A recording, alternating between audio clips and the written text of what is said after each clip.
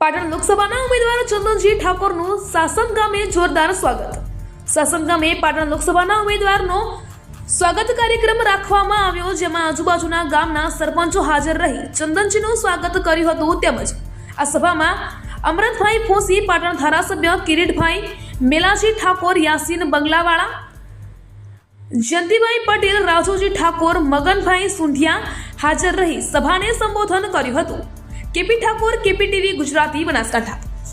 100 રૂપિયા પહોંચ્યું, તમારું ડીઝલ 100 રૂપિયા પહોંચ્યું, પેટ્રોલ 100 રૂપિયા પહોંચ્યું, અને મારો ખેડૂત ટ્રેક્ટર લેવા જાય એના 6.5 લાખ રૂપિયા. હિસાબ કિતાબ તમે રાતે શાંતિસર કરજો. તમને ખ્યાલ આવશે કે કોંગ્રેસે શું આપ્યું ને ભારતીય જનતા પાર્ટી શું આપ્યું. તમારા ગામની અંદર બધી સુવિધાઓ, ડેરી, એ વખતના કોંગ્રેસના શાસનમાં લોકોએ વિચાર કર્યો કે ગામડાનો માણસ ઢોર ઉછેરે છે તો એનું દૂધ ક્યાં બનાવવું. તો એને નક્કી કર્યું કે ગામડે ગામડે ડેરીઓની સ્થાપના કરો, અને ગામડે ગામડે ડેરીઓની સ્થાપના કરી અને 10 દાડે તમને 200-300 રૂપિયાનો પગાર મળતો. આ કોંગ્રેસે તમારી ચિંતાઓ કરી.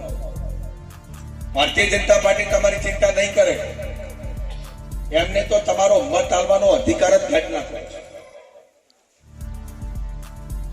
અને હમણાં નવું આવ્યું પાછું જયંતિ કાકા, આ વૈશાખ મહિનો ચાલે છે. હમણાં નવા કોઈ દીકરા દીકરીના લગ્ન કર્યા છે, સોનીવાડામાં ગયા છે, બે પતિ પત્ની ઘેર બેઠા બેઠા વાત કરે, અને સોનીવાડામાં જઈને એમનો બાપો જઈને ઘેરથી પાછો આવે કે ઘેર આવીને વાત કરે કે શું કરીને આયા યાસીનભાઈ. એ કે હોનીવાડામાં જઈને આવ્યો છું, પણ હજે કોઈ ઠેકાણું પડ્યું નહીં. પછી ફરી પાછા બે માણસ ભેગા થાય અને ફરી એ લોકો ચિંતા કરે કે મારે દીકરીને 5 તોલા હોડું આવવું છે, પણ મારો ફનો પહોંચતો. કોંગ્રેસના શાસનમાં સોનું 7,000 રૂપિયા, 8,000 ને 10,000 રૂપિયા તોલું મળતું હતું. છેલ્લે લાસ્ટમાં મનમોહનસિંહની સરકારમાં 15,000 રૂપિયા તોલું મળતું હતું. આ ભારતીય જનતા પાર્ટીની સરકારે 1 તોલાના 75,000 રૂપિયા કર્યા. 75,000. દીકરી પરણાઈને તમે સાસરે મૂકો, તેના પરિવાર જોવે કે તારા બાપાએ શું આપ્યું છે જોવે, તો મારી દીકરી નેહા